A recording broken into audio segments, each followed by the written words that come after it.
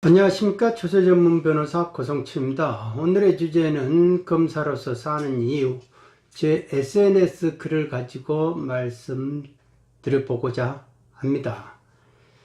간단히 적은 글인데 많은 사람들이 450명 정도, 거의 500명이 가까이 되는 분들이 좋아요를 눌렀습니다.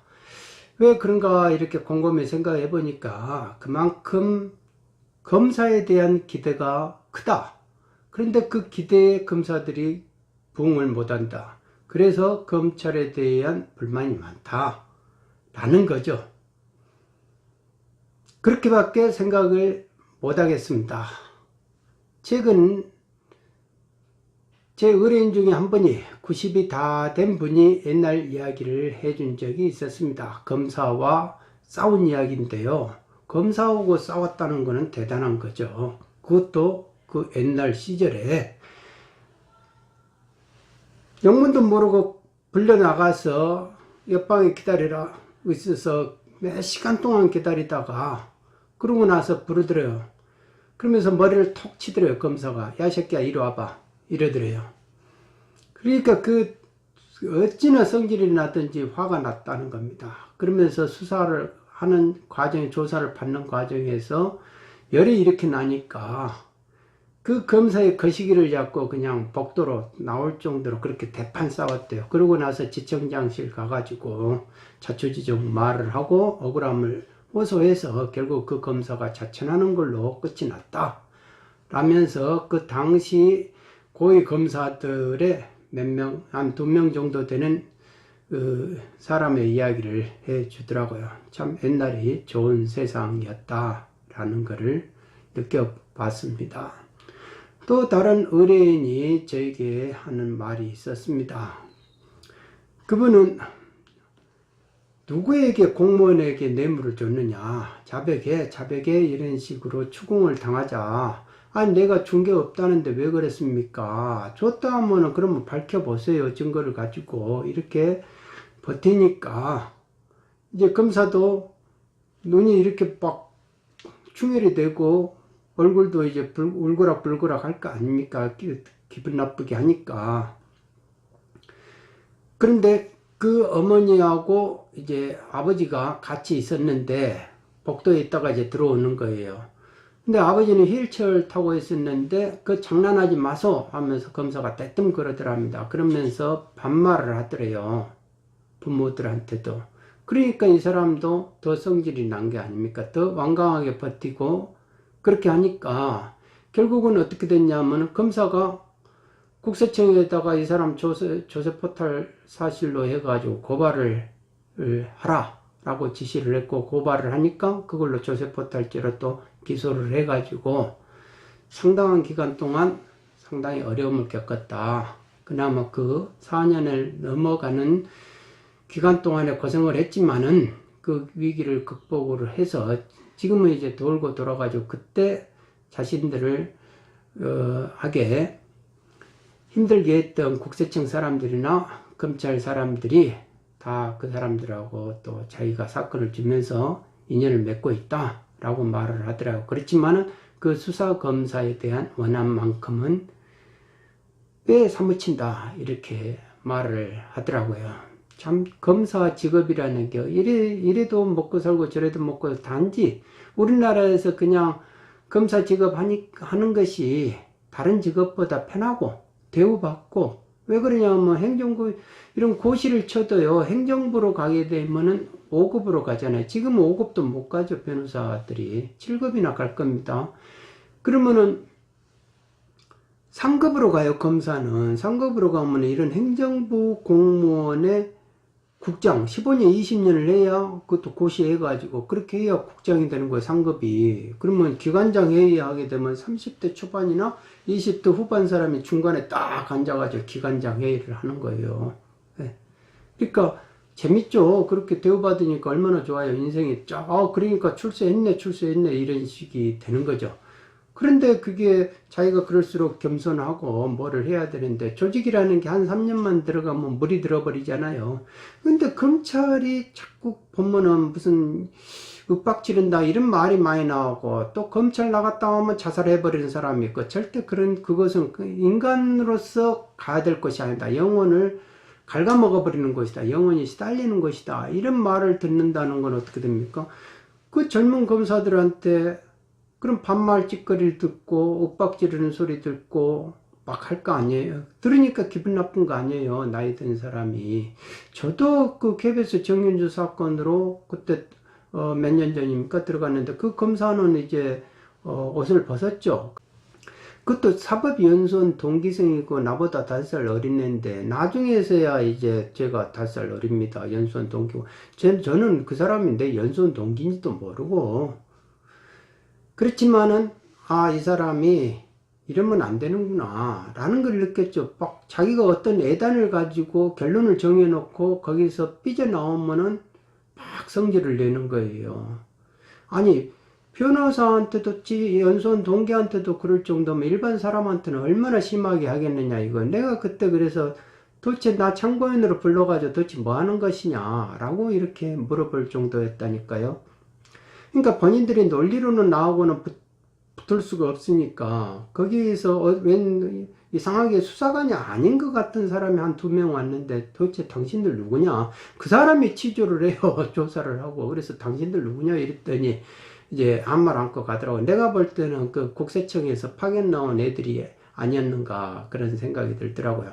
아니, 법리가 법리대로 해가지고 예차해가지고 결론이 이렇게 나와야 되는데, 목적 딱 그 의식을 가지고 결론을 정해놓고 거기다가 윽박질러가지고 거기다 그냥 꾸깃꾸깃 꾸겨 넣으려고 하니까 그게 안 되는 거 아니에요. 그러니까 윽박질르고 그러는 거 아니에요. 그러니까 그런 게 버릇이 돼 있다 이거예요. 그런 게 어릴 때부터 조직 문화가 그거를 용인을 한다 이거예요. 저도 감사원에서 뭐 국세청에 있어가지고 거기도 사정기관 아닙니까? 규제행정기관인데, 조져버린다는 말을 거기도 해요. 조져버린다고. 너 가만히 안 놔두고 너 조져본다. 내가 또 어떻게든지 손본다. 막 이런 식으로 말을 하기는 하는데, 자기가 함부로 그렇게 못해요. 왜냐하면 층층으로 이렇게 시야에 엄처 시야가 있기 때문에 해도 다 걸려버린다 이거예요. 함부로 그렇게 사람을 윽박지르고 그렇게 할 수 있는 분위기가 전혀 아니다. 행정부는.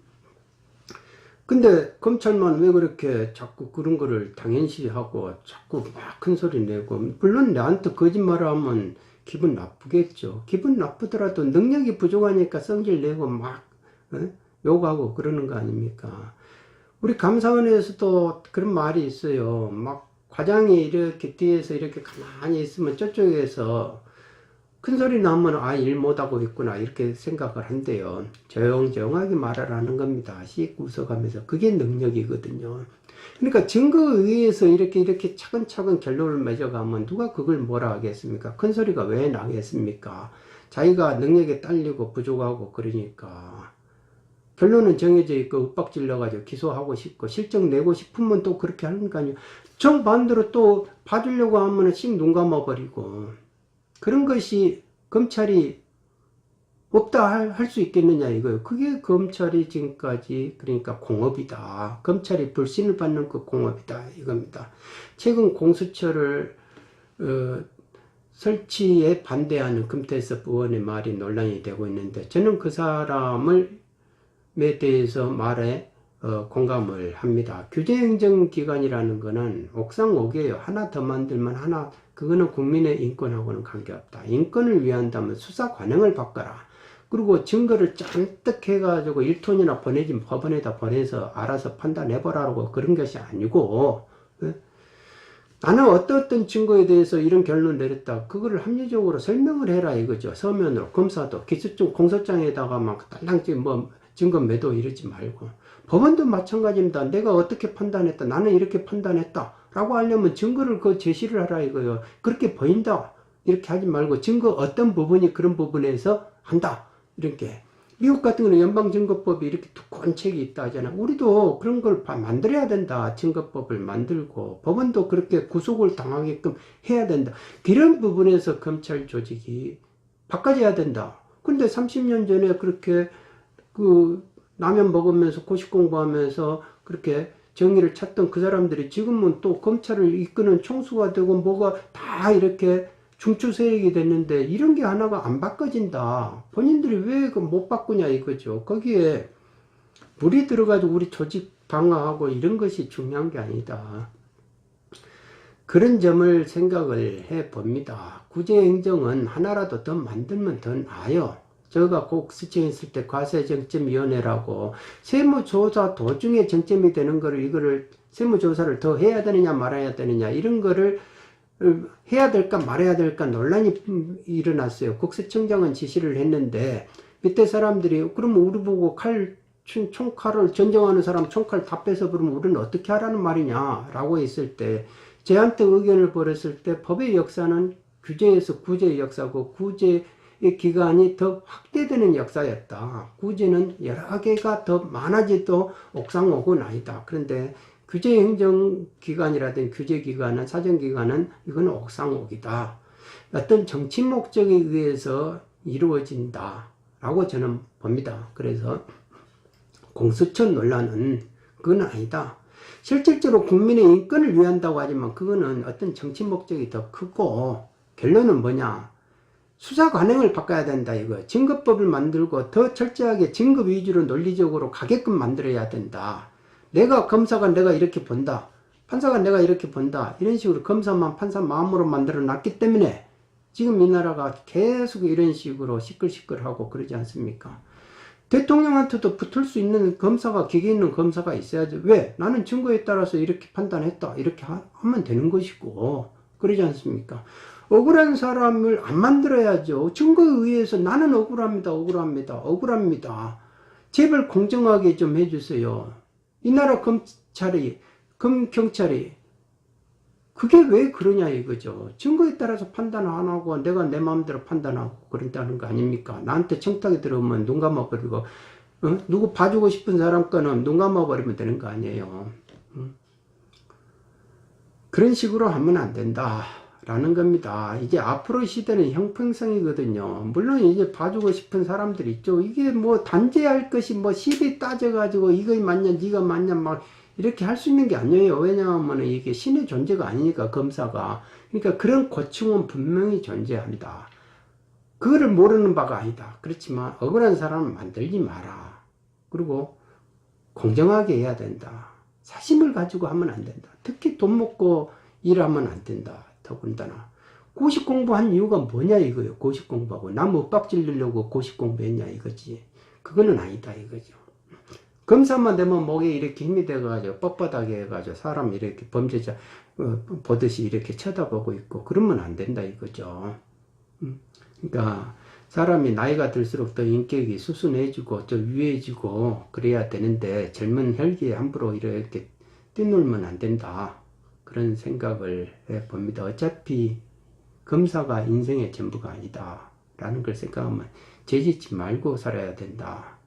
당시 그 점을 강조했던 분이 강영권 부장검사님이었습니다. 제가 사법연수원 때 모셨던 분인데 현직에서 이제 일하시다가 갑자기 이제 돌아가셨는데 그분이 항상 하시는 말씀이 후배들에게 했던 말이 그런 것이다. 우리나라 검찰 모두가 열심히 일을 하고 있다는 것을 알고 있습니다. 그렇지만 이런 부분이 전부로 확대 해석되는 것을 경계해야 된다 막 이렇게 말하실 거는 아니에요. 이런 부분이 조금이라도 있으면 검찰이 오르다. 아주 그거는 창피한 일이다.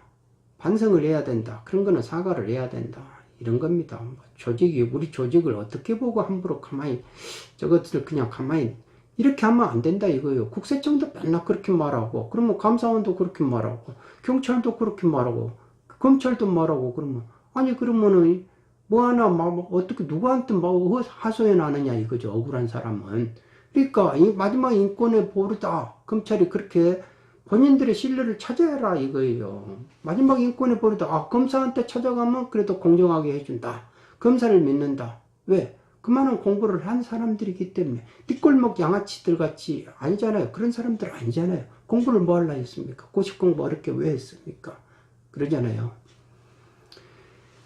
검사로 있을 때 열심히 구제를 하고 억울한 사람 만들지 말고 억울한 사람이 하소연하면 귀담아 듣고 들어주라.